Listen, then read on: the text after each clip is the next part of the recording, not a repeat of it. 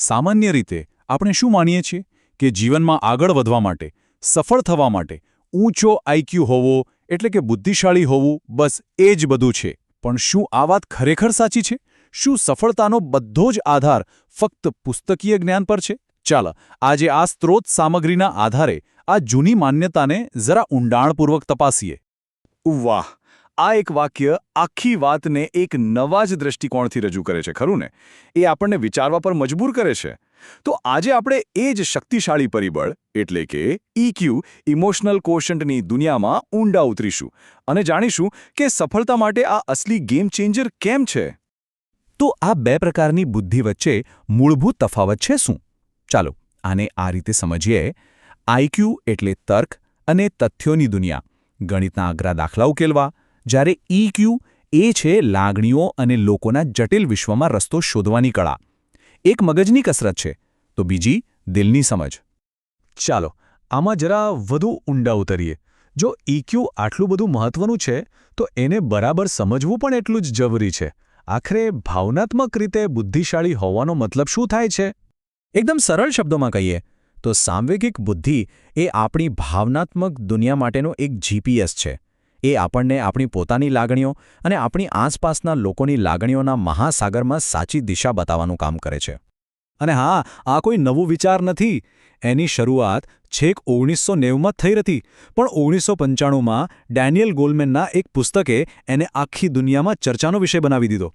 અને આજે તો એ માત્ર એક સિદ્ધાંત નથી રહ્યો, પણ જીવનના દરેક ક્ષેત્રમાં સફળ થવા માટેનું એક જરૂરી કૌશલ્ય બની ગયું છે. હવે આટલી મોટી સંકલ્પનાને સમજવી કઈ રીતે? સૌથી સારો રસ્તો છે એને નાના, સમજી શકાય એવા ભાગોમાં વહેંચી દેવાનો. ડેનિયલ ગોલમેને આપણને આના માટે એક સરસ ફ્રેમવર્ક આપ્યું છે.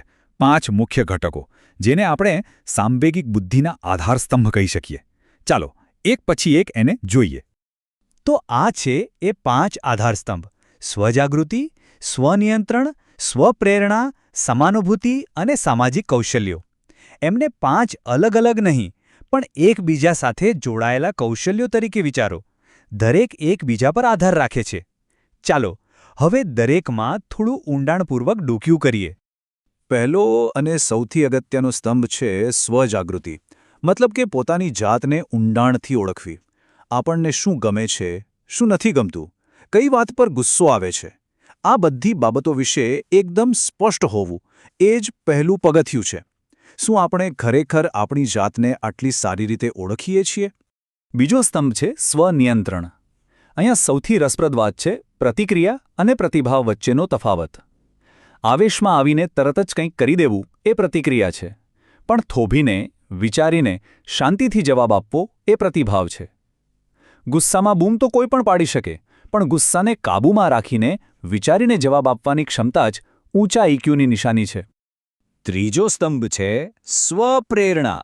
આ કોઈ બહારથી નથી આવતી, જેમ કે પૈસા કે પદવી. ના, આ તો અંદરથી આવે છે. કામ પ્રત્યેનો એક જુસ્સો, એક આગ.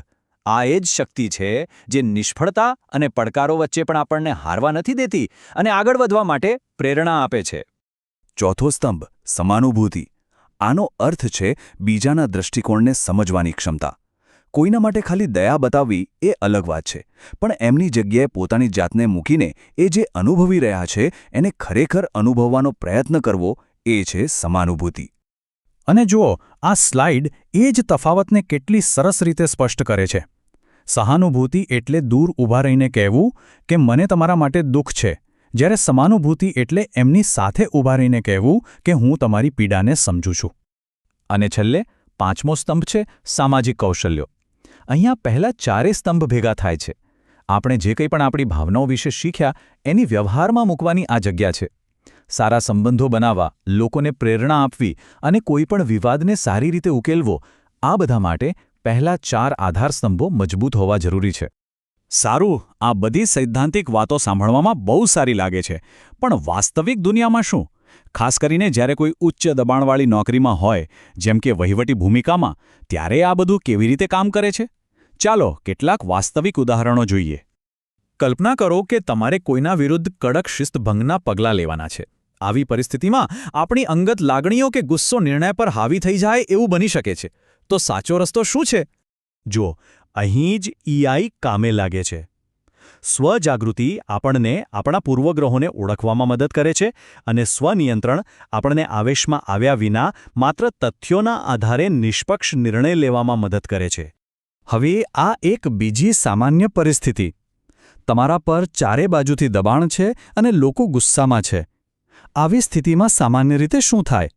મોટાભાગના લોકો કાં તો બચાવ કરવા લાગે છે અથવા સામે ગુસ્સે થઈ જાય છે. પણ શું આનાથી કોઈ સારો રસ્તો છે? ચોક્કસ છે. જે વ્યક્તિ પાસે ઉચ્ચ ઇક્યુ હોય એ સ્વનિયંત્રણનો ઉપયોગ કરે છે. તે શાંતિથી બધાની વાત સાંભળે છે અને પરિસ્થિતિને વધુ ખરાબ કર્યા વિના સ્પષ્ટ અને કાયદાકીય રીતે જવાબ આપે છે. આ જ સાચી નેતાગીરી છે.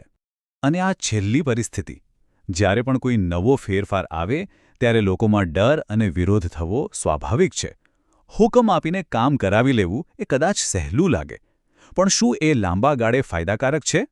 એઆઈ આધારિત અભિગમ તદ્દન અલગ છે. એ કહે છે કે પહેલાં સમાનુભૂતિથી શરૂઆત કરો, લોકોના ડરને સમજો, પછી તમારા સામાજિક કૌશલ્યોનો ઉપયોગ કરીને તેમની સાથે વાત કરો, વિશ્વાસ કેળવો અને પછી પરિવર્તન માટે તેમને સાથે લઈને ચાલો. આનો ફાયદો શું? સંઘર્ષ નહીં પણ સહયોગ મળે છે. તો હવે સૌથી મહત્વની વાત પર આવીએ. આઈક્યુ કદાચ મોટે ભાગે સ્થિર રહે છે, પણ ઇક્યુ એક કૌશલ્ય છે. અને સારી વાત એ છે કે કોઈપણ કૌશલ્યની જેમ એને કોઈપણ ઉંમરે વિકસાવી શકાય છે, સુધારી શકાય છે. તો મોટો સવાલ એ છે કે કેવી રીતે? અહીં 4 એકદમ સરળ પણ ખૂબ જ અસરકારક રીતો છે. પહેલું, કોઈની વાત સાંભળો ત્યારે જવાબ આપવા માટે નહીં, પણ એમને સમજવા માટે સાંભળો. બીજું, જ્યારે ગુસ્સો આવે ત્યારે પ્રતિક્રિયા આપતા પહેલાં માત્ર 3 સેકન્ડ માટે રોકાઈ જાઓ. ત્રીજું, રોજ થોડો સમય કાઢીને તમારી લાગણીઓ વિશે વિચારો, લખો. અને ચોથું, બીજાઓને પૂછો કે તમારા વર્તનની એમના પર શું અસર થાય છે. આ નાની નાની આદતોથી ઇક્યુમાં મોટો ફેરફાર આવી શકે છે. અને આ બધી મહેનત આખરે આપણને ક્યાં લઈ જાય છે? આ સ્લાઇડ એનો એકદમ સચોટ જવાબ આપે છે. ઓછો ઇક્યુ ધરાવતી વ્યક્તિ ફક્ત એક બોસ બનીને રહી જાય છે, જે પોતાની સત્તાના જોરે કામ કરાવે છે. જ્યારે ઉચ્ચ ઇક્યુ ધરાવતી વ્યક્તિ એક સાચો નેતા બને છે, જે લોકોને પ્રેરણા આપીને પોતાની સાથે લઈને ચાલે છે.